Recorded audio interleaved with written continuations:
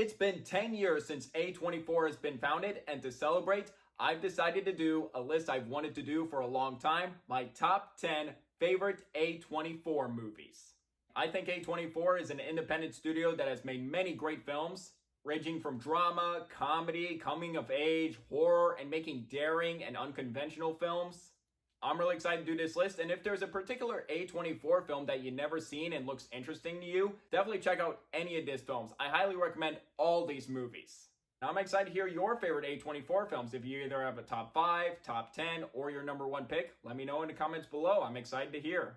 Now before we get into the top 10 list, I have 4 honorable mentions, and here they are. First honorable mention is Lady Bird, a well-written coming-of-age film and a great directorial debut from Greta Gerwig with fantastic performances from Saoirse Ronan and Laurie Metcalf. Next up is Ex Machina, a well-written and very interesting sci-fi film. It's got excellent performances, and the standouts for me were Oscar Isaac and Alicia Vikander in her breakthrough role, and also that disco scene.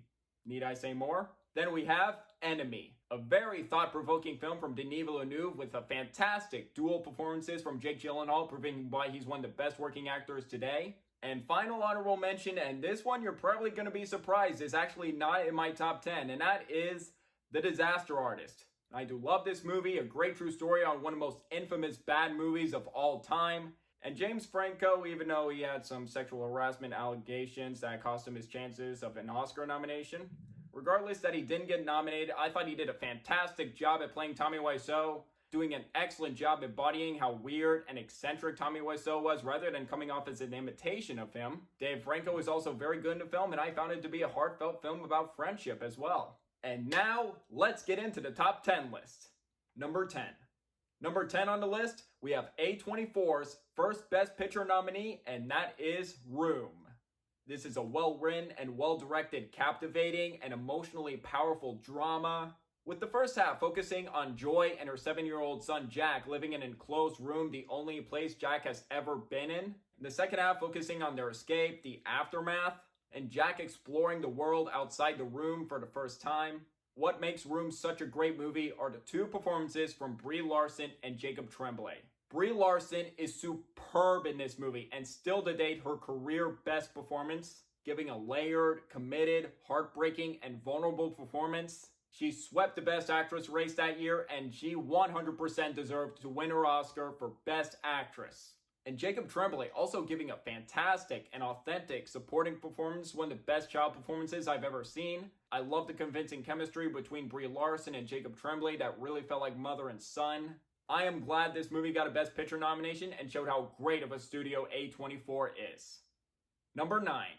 Number 9 was an A24 film that came out last year that I was looking forward to watching, and I'm glad I did, and that is The Green Knight. This is an awe-inspiring and engrossing fantasy retelling of Sir Gawain and the Green Knight. Dev Patel is great in this movie and gives his best performance since his breakthrough role in Slumdog Millionaire. And I feel like those movies really show how great of an actor he is. And I've yet to see his Oscar-nominated performance in Lion, but I'm looking forward to watching that movie. And let's pretend that The Last Airbender never existed, okay? Just forget that movie. And this movie also has a great dual performance from Alicia Vikander. On a technical level, The Green Knight is absolutely magnificent. From the gorgeous cinematography, world building, sound, music, shot composition, different use of colors, green, yellow, and red, stunning visual effects, excellent costume design, top-notch makeup, and it's an absolute shame that this movie got 0 technical category nominations at the Oscars. This movie should have easily got at least 1. This is one of the most beautiful looking movies of 2021. And what I loved about The Green Knight is the third act. Now this is a slow burn movie, it does take its time, but I feel like the third act is very rewarding to the patient viewer. Not only does it contain some brilliant, and I mean brilliant visual storytelling, but I think it does a great job telling the themes of honor, destiny, and self-discovery, and what truly is the right path to take. The Green Knight is a hypnotic, atmospheric, and visually stunning film that has not left in my mind since I watched it. If you are a fan of King Arthur lore and this movie looks intriguing to you, go watch it. Number 8. Number 8 was an A24 film that came out in 2019 that I was hearing great reviews from, I finally got to watch it on Amazon Prime last year, and I'm so glad I did, and that is The Farewell. The Farewell is a funny, moving, and heartfelt film based on an actual lie, very well crafted by Lulu Wang with her directing and screenplay. Awkwafina is excellent in this movie, giving a restrained and nuanced performance, hitting all the right notes. And there is a particular scene where Awkwafina's character Billy is talking about her memories. That scene had some amazing acting from Awkwafina. That scene alone should have gotten her an Oscar nomination for Best Actress. And I do like her in comedies, but I would love to see her continue dramatic roles in the future. And Zhao Shuzhen as the grandmother in this movie is also absolutely wonderful. And again, it's a total shame that this movie got 0 Oscar nominations. I seriously thought with the rave reviews it would get some Oscar love, but it didn't. No screenplay, not even any acting nominations for Zhao Shuzhen for supporting actress, and especially Awkwafina for best actress, and not even a best picture nomination? What the heck? But regardless, The Farewell is such a great movie and one of my top 15 favorite movies of 2019. Number 7. Number 7 on the list is one of the earlier films from A24, and that is The Spectacular Now. The Spectacular Now is a sweet and emotionally resonant coming-of-age film, and the performances from Miles Teller and Shailene Woodley are outstanding. And I feel like this movie has really proven her talents. Shailene Woodley was just coming off The Descendants, which she should have been nominated for an Oscar for Best Supporting Actress. And later with The Fault in Our Stars, she's a really talented actress. And I'm glad watching this movie, Miles Teller wasn't typecast as this party bro guy. And there was a heart to his character as well, and Miles Teller really sells it in this movie. Doesn't really know what he wants to do with life or after high school. And a year later, he would still continue his talents with Whiplash. I still think that's the best performance of his career. And I thought Teller and Woodley had excellent chemistry in this movie that was funny and convincing. And I feel like the authenticity of the romance really shows in this movie, since this is one of the same writers as 500 Days of Summer, which I absolutely love. And I love how this movie shows the struggles of living in the now and what the future holds for you.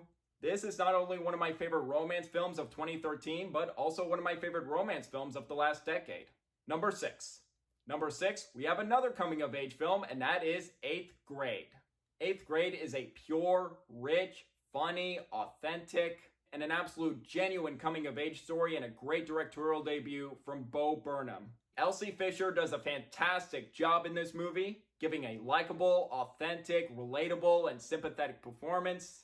And I love watching her emotional journey and her struggles of being socially awkward, anxiety, and adolescence. I love that Bo Burnham's screenplay felt very authentic rather than cliched. And again, another A24 film that got 0 Oscar nominations. Academy, what are you doing? This movie should have gotten nominated for original screenplay. Elsie Fisher should have been nominated for Best Actress and should have gotten a Best Picture nomination. And if I were to redo my list of my favorite films of 2018, this would definitely be on the list, somewhere in the top 5. 8th Grade, such a great coming-of-age film that I absolutely loved. Number 5. Number 5 on the list is Good Time. Good Time is a riveting race-against-time thriller from the Safdie brothers that unleashed their skills behind the camera. Robert Pattinson is amazing in this movie, in a role he completely disappears to and embodies. And despite that his character is not a good person, you actually do want to root for him.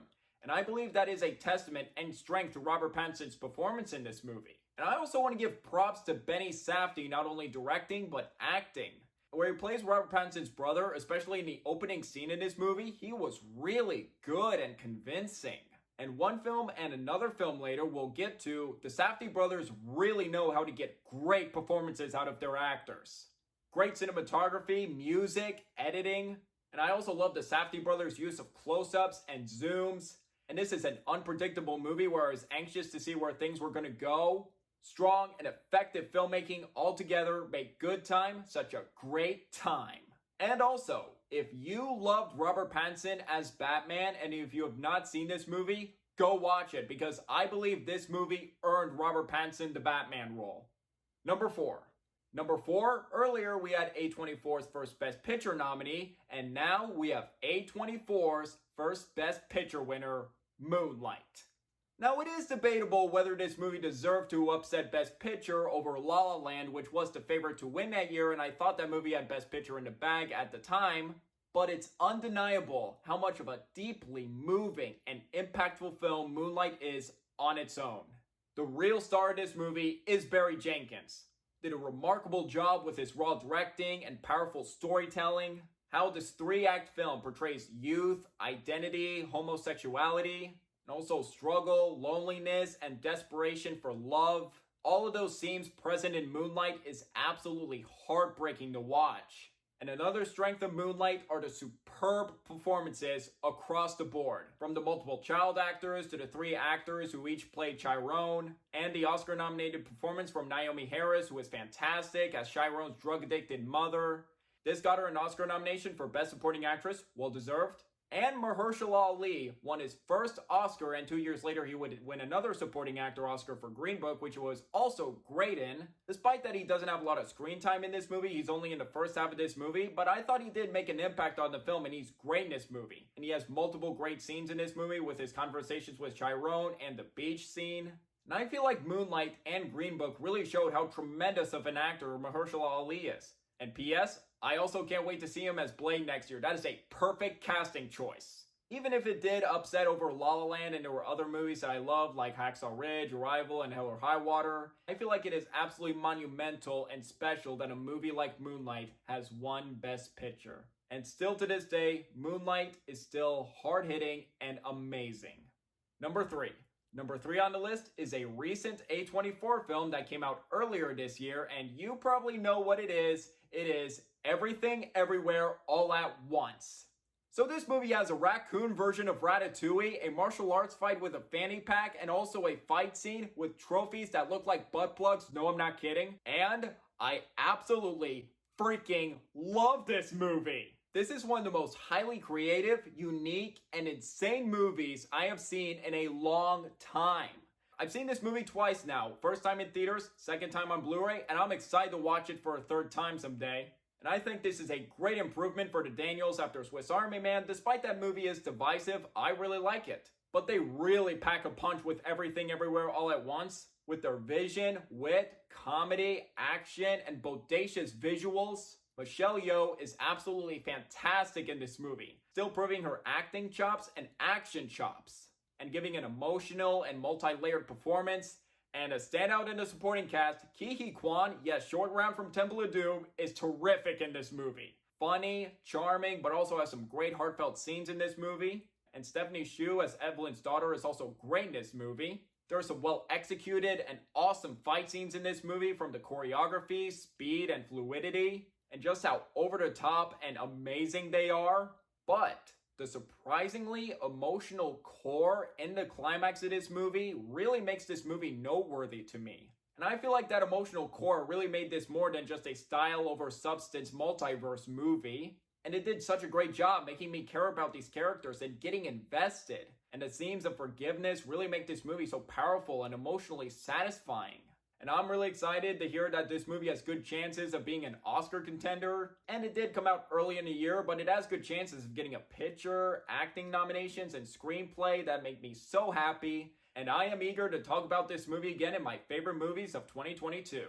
And if there's any movie I can recommend this year, it's definitely this one. And if you have not seen Everything Everywhere All at Once yet, what are you doing? Go watch it, buy it on DVD and Blu-ray, just watch it ASAP. Number 2. For my number 2 and my number 1, they both came out in 2019, which I believe is A24's best year. And for the number 2 film on the list is Uncut Gems. I saw this movie in theaters at the last minute, and it was completely worth it. Wow, did this movie give me such an anxiety attack. The Safdie brothers continue to prove that they are accomplished filmmakers by crafting an anxiety-inducing thriller with Adam Sandler's career best performance. And if Adam Sandler is not in a Happy Madison movie and gets the opportunity to show his dramatic chops, he knocks it out of the park. And I also highly recommend the movie that showed that, Punch Drunk Love from 2002 by Paul Thomas Anderson. Really good movie, an excellent performance from Sandler. And this movie, where he plays a greedy, unlikable jewelry shop owner and who makes so many bad decisions. And I admired that Sandler made this unlikable character kind of likable at the same time. where you actually sympathize with this character and want to see him succeed. And the more bad decisions Sandler's character makes in this movie, the more intense this movie gets. And great performances from Lakeith Stanfield, Idina Menzel, Julia Fox, and surprisingly, Kevin Garnett, a basketball player, is really good here. And again, the Safdie brothers really know how to get great and convincing performances from their actors. I love this movie from the cinematography, fast-paced editing, great musical score, and how this movie is both funny and extremely intense. Now I can see why some would not be a fan of the ending and how it concludes, but from my perspective, I can see why it ended that way. How Howard just keeps digging himself a deeper hole, and if there was a different outcome in the story, I'm not sure if he would have changed at all. So I can see why that would be the appropriate way to end that story, even if it is heartbreaking. And yet, another A24 film on my list that didn't get a single Oscar nomination. Why? Nothing for editing, music, cinematography, screenplay, and Adam Sandler should have definitely been nominated. I mean it. I don't care if it's Adam Sandler of all people or his track record with bad comedies. He should have gotten an Oscar nomination for this movie. He was one of my favorite performances of 2019. And although I am super happy Joaquin Phoenix won Best Actor for Joker that year, he was my favorite leading performance that year, but my runner-up is tied with him and Taron Egerton for Rocketman. And both of them were snubbed big time. And with Good Time and Uncut Gems, I am eager to see what the Safdie brothers do next. I am loving these two as directors. And Uncut Gems is definitely one of my top 5 favorite films of 2019. After I saw it, I immediately recommended it to everyone. Just like, please watch this movie. Sandler is amazing in it. It gave me such an anxiety attack. It is such a good freaking movie, man. And finally, number 1. Number 1, my favorite A24 film. And if you want a little hint to what my number 1 film is, here it is. Why, just spill your beans. And yes, it is The Lighthouse. Wow, wow, wow, wow, wow. I loved this movie. And if there's one word I would use to describe The Lighthouse, it is mesmerizing. Super unique, unforgettable, hypnotizing, engaging, and super engrossing horror movie that had me in awestruck. Robert Eggers is such a visionary director with his craftsmanship, absolutely astounding with the amount of research he has done on sailors, and the gorgeous black and white cinematography and the 4:3 aspect ratios. But what makes The Lighthouse such a fantastic movie are the 2 tremendous performances from Robert Pattinson and Willem Dafoe. Batman and the Green Goblin are in this movie and they knock it out of the park.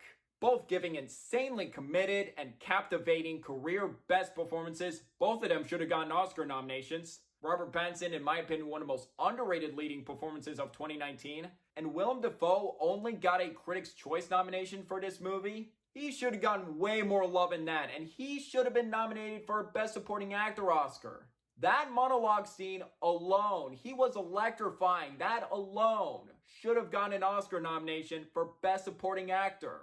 And he was easily my favorite supporting actor performance of 2019, even over Brad Pitt in Once Upon a Time in Hollywood. He was awesome though. The Lighthouse is such a riveting 2-man show. This movie has so many layers and meanings to it to unravel, and I just kept thinking about this movie over and over.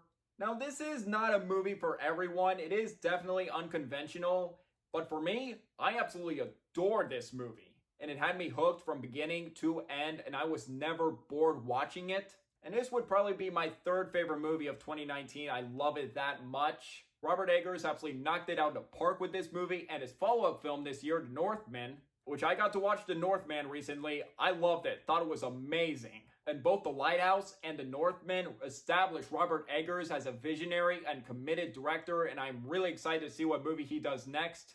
And The Lighthouse to me is A24's masterpiece. You're fond of me, lobster.